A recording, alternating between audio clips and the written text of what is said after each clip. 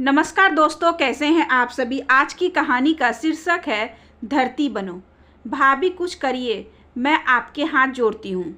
हर्षद की हालत बहुत ख़राब है। मैं बिल्कुल हार मान चुकी हूँ। बच्चे घर पर अकेले हैं और मैं अस्पताल में। समझ नहीं आ रहा है कि क्या करूँ।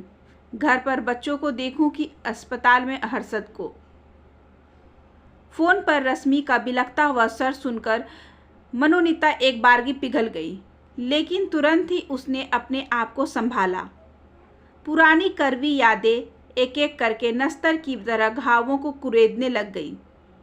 मनोनीता ने सब बातों को सिर से झटक कर कहा, तुम्हारे देवर नंद कहाँ हैं रश्मि? अभी तो उन्हें तुम्हारे साथ देने के लिए तत्पर होना चाहिए। कहने को तो कह गई वह, लेकिन उसके अपने ही स्वर ही करवाहट खुद के कानों में कहीं चुभ गई। मैं जानती हूँ कि आप मुझसे बहुत ज़्यादा नाराज़ हैं।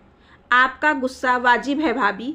मैंने काम ही ऐसा किया है कि जिसकी माफ़ी नहीं मिल सकती, लेकिन फिर भी इंसानियत की खातिर मुझे एक बार माफ़ कर दीजिए और मुझे सहारा दे दीजिए भाभी। उधर से रश्मि की विला स्वर से गिड़गिड़ाई, मैं ज़िंदगी भर आपकी एहसानमंद रहूँगी। ठीक है, शाम को रवि के आने पर हम लोग आते हैं। आगे किसी भी तरह की बातचीत की गुंजाइश पर पूर्ण विराम लगाते हुए मनोनीता ने फ़ोन डिस्कनेक्ट कर दिया। सिर बहुत भारी हो गया था। वह किचन में जाकर चाय बना लाई और सोफे पर बैठ गई। बाहर अत्यधिक उष्ण थी। भर दोपहर में ही बदली छाई थी। हवा बिल्कुल बंद थी। पेड़ों के पत्ते चित्रों की भांति स्थिर थे। उसने उठाकर पंखा चला दिया। चाय के कप से उड़ती भाप के साथ अतीत के गर्भ में यादों के रेसे उठकर उसे चारों ओर से लपेटने लगे। 16 साल हो गए मनोनीता को शादी होकर इस परिवार में आए। तब रश्मि, उसकी नंद रवि की छोटी बहन, कॉलेज के पहले वर्ष में ही पढ़ रही थी। मनोनीता ने सदा उसे रवि की नहीं वरन अपनी छोटी बहन समझा और वैसा ही स्नेह प्यार दिया। लेकिन स्नेह का प्रत्युत्तर हमेशा ही सिर्फ स्नेह नहीं होता, कभी कभी विपरीत भी होता है। बहुत जल्दी ही मनोनीता को रश्मि के व्यवहार से यह बात समझ आ गई थी। उसने चुपचाप अपने स्नेह के धागों को एक एक कर समेट लिया और बस अपना कर्तव्य अपने घर परिवार के प्रति पूरी निष्ठा से निभाती रही। मनोनीता अपनी दाम्पत्य राह पर शांति से चल रही थी, मगर रश्मि को वह भी मंजूर नहीं था। वह बेवजह आकर उसकी राह में कांटे बिछाती रही। घर में रश्मि सास ससुर ने मिलकर मनोनीता के खिलाफ एक खेमा तैयार कर लिया था, जिसकी कर्ता धर्ता रश्मि ही थी। वही जब तब सास ससुर को मनोनीता के खिलाफ भड़काती रहती। कुछ लोग ऐसे भी होते हैं जो खुद तो अपनी सीधी राह चलते नहीं हैं और दूसरे को भी नहीं चलने देते। 6 बरस बाद जब रश्मि की शादी हो गई, तब मनोनीता को थोड़ा चैन मिला, नहीं तो हर दिन नया नाटक होता रहता था घर में। इस बीच मनोनीता 2 बच्चों की मां बन चुकी थी, तो वह अपने कर्तव्य निभाकर अपना ध्यान अपने बच्चों में लगाए रखती। विवाह के बाद भी तो रश्मि ने उसे कभी पूरी तरह चैन नहीं लेने दिया। कभी भी आ धमकती और कलह के बीच बोकर चली जाती। मनोनीता का मन बहुत खट्टा हो गया था, लेकिन फिर भी चुपचाप घर की इज्जत को ढकने के लिए सब सहती रहती। हद तो तब हो गई जब रश्मि ने अपनी नंद और देवर के कहने पर आकर घर, जेवर, बैंक में जमा ससुर जी का सारा रुपया हथिया लिया।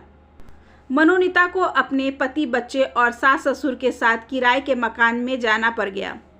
रश्मि के देवर और नंद के पति के लक्षण अच्छे नहीं थे। बुरी सोहबत में उठना बैठना था।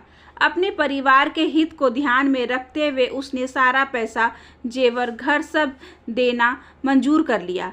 वैसे भी उसे रवि की कमाई से में ही संतोष था। सास ससुर के पैसे और घर में उसकी रत्ती भर भी दिलचस्पी नहीं थी। 8 बरस पहले जब उसके सास ससुर का देहांत हो गया, तब उसने रश्मि से अपने सारे रिश्ते और संपर्क तोड़ लिए। अब वह अपने पति, बच्चों के साथ खुश रहना चाहती थी। बस इतने साल सुख से निकल गए, मगर आज रश्मि के फ़ोन ने पुराने घाव फिर से हरे कर दिए। बच्चे स्कूल से लौटे तब उसका ध्यान रश्मि से हटा। बच्चों को खाना खिलाकर वह पास ही रहने वाली शैलजा जी के यहाँ चली गई। शैलजा जी की माँ बहुत ही परिपक्व व प्राकृतिक सोच रखने वाली महिला थी। मनोनीता का मन जब भी भारी होता वह उनसे मिलने चली जाती।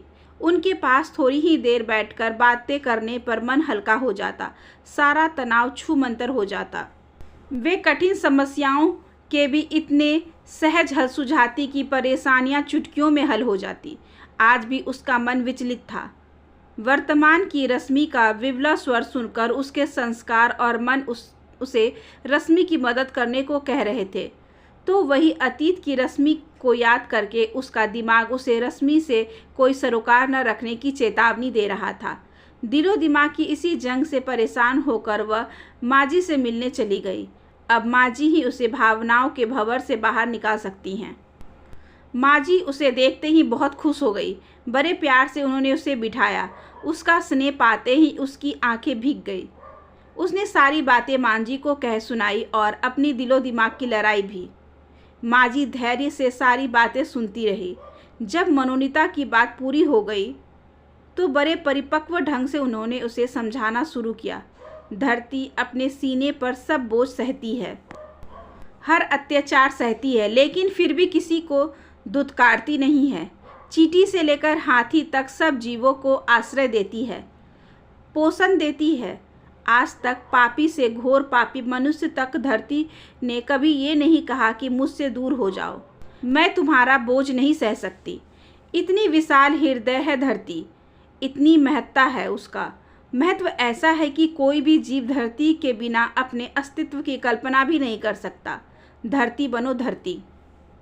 मगर कैसे? रश्मि ने मुझे इतना अधिक परेशान किया है, इतना मानसिक संत्रास दिया है कि मेरा मन तैयार ही नहीं हो रहा है कि अस्पताल जाकर उसे सहारा देने का। मनोनीता ऊहापोह भरे स्वर में बोली। धरती जैसे सबको अपने हृदय में प्रेम से समेट कर चलती है, वैसे ही तुम भी चलो।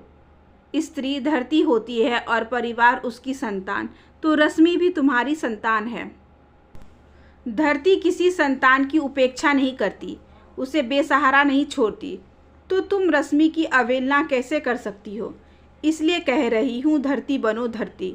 माँ जी उसके सिर पर हाथ फेरते हुए बोली। मनोनीता उन्हें प्रणाम करके घर आ गई। बदली छट चुकी थी, धीमी धीमी हवा चल रही थी। घर आकर उसने रवि को फ़ोन लगाया और सारी बातों का जानकारी देकर जल्दी से घर आने को कहा। रवि घर आ गए तो मनोनीता ने दोनों बच्चों को सब कुछ समझाया और रवि के साथ अस्पताल चली गई। रश्मि उन्हें देखते ही फूट फूट कर रोने लगी और बार बार अपने किए की माफ़ी मांगती रही। मनोनीता ने उसे तसल्ली दी। हर्षद का एक्सीडेंट हुआ था, सिर और पीठ में गंभीर चोटें आई थी। रवि तुरंत जाकर डॉक्टरों से बात करके ऑपरेशन की सारी औपचारिकताएं पूरी करके पैसा जमा कर आया। हर्षद का व्यवस्थित इलाज शुरू हो गया।